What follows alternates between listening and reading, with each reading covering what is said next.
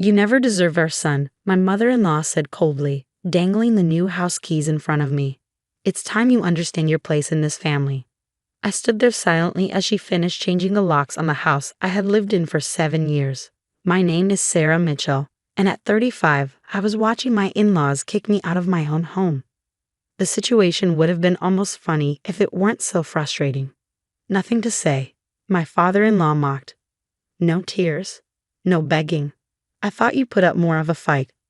I adjusted my bag and smiled. No need. Maybe you're right. I never deserved your son. The confusion on their faces almost made up for the humiliation of this moment.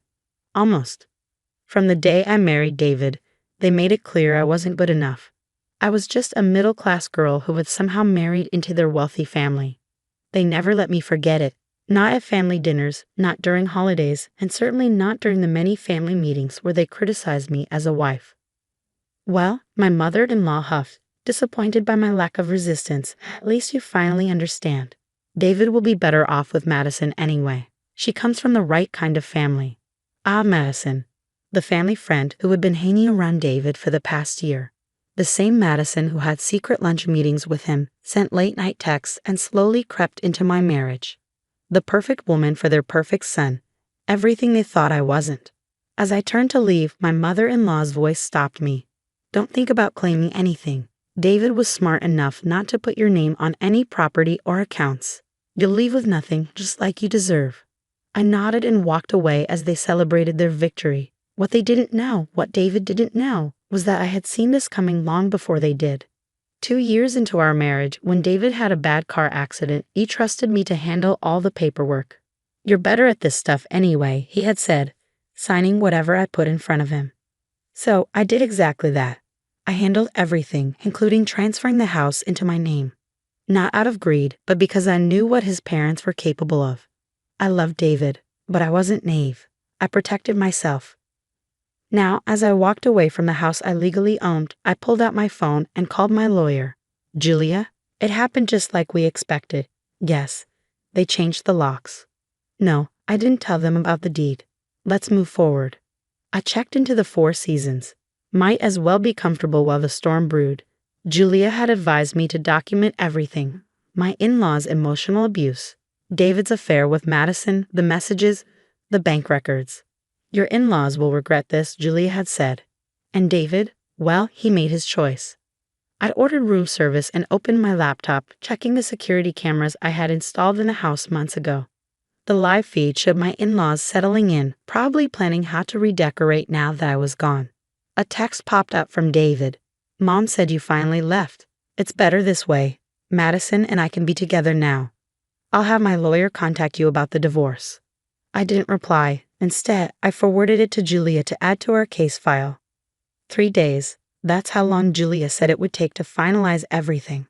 3 days before they realized their mistake. Sipping my wine, I watched the sunset from my hotel room. Soon, David and his parents would learn the truth. The house, the cars, even his boat. They were all mine. Legal, documented, and untouchable.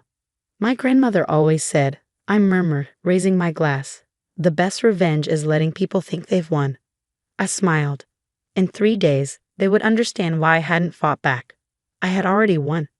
That night, I slept better than I had in months. Letting go of a life where I was never accepted felt freeing. Tomorrow would be chaos. But tonight, I could finally breathe. 3 days passed quickly. Through my security cameras, I watched my in-laws and Madison turn my house into their dream home. They replaced my photos, moved my things to the garage, and acted like I never existed. On the 4th morning, I got dressed in my favorite black dress, styled my hair, and headed to meet Julia at the courthouse. It was time. Everything's ready, Julia said, handing me a stack of papers. The police will meet us there. Are you sure you want to do this publicly? I nodded. They humiliated me in front of everyone. It's only fair they learn their lesson the same way. We arrived just as David's car pulled into the driveway. Right on time. 2 police cars and a locksmith van followed. David stepped out with Madison beside him, his confident smile fading as he saw us.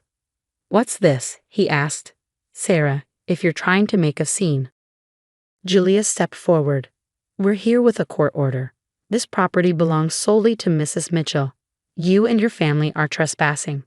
David laughed, but there was doubt in his eyes. That's ridiculous. This is my house. I bought it. With my money, I said. And you signed it over to me while you were recovering. Remember those papers you didn't bother to read?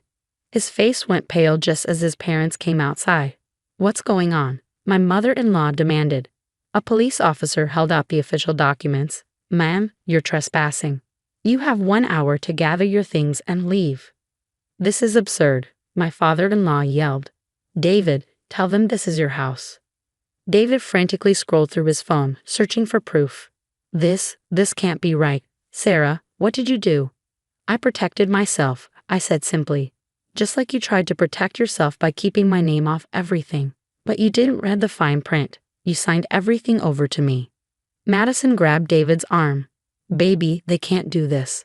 Tell them they can't do this. The officer checked his watch. 53 minutes left. My mother-in-law lunged at me, face twisted with rage. Careful, Julia warned. Everything is being recorded.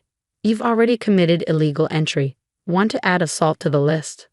The next hour was chaos. My in-laws scrambled to grab whatever they could while the police watched. I stood by my car, calm, as their perfect plan collapsed. The cars too, Julia said as David tried to get into his BMW. The boat, the vehicles, everything is in Mrs. Mitchell's name. You can't take everything, he shouted. I earned that money. I opened a folder. Here are bank statements showing how you've been draining our accounts for your secret life with Madison. And here's proof of the money your parents tried to transfer out last week. Should I keep going?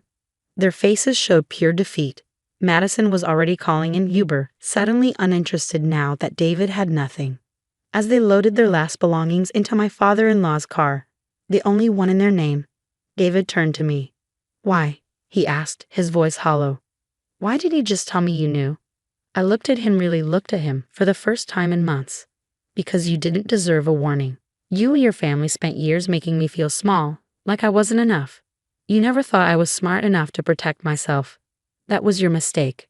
The locksmith finished changing the locks, ones only I had the keys to. Julia handed David an envelope. Divorce papers, she said.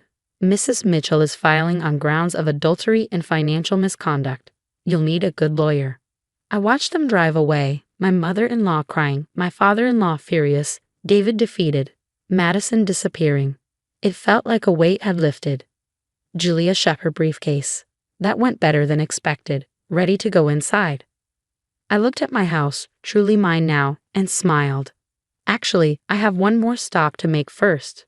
The day wasn't over yet. I had one last surprise, one that would show them losing the house was just the beginning of their problems. That evening, while David and his family were probably scrambling to find hotel rooms, I sat in the office of James Parker, my mother's old friend and the executor of her estate. The same estate my in-laws never knew existed. The timing couldn't be better, James said, spreading documents across his desk. Your mother would be proud of how you handled everything. What my husband and his family never bothered to learn about me was that my middle-class background was a choice, not a reality. My mother had been a silent investor in multiple real estate developments, leaving me a substantial inheritance when she passed. I kept it quiet, living modestly, wanting to build a genuine relationship with David. The trust becomes active tomorrow, James continued. Now that you're filing for divorce, there's no reason to keep it separate anymore. The properties, investments, everything transfers to your control.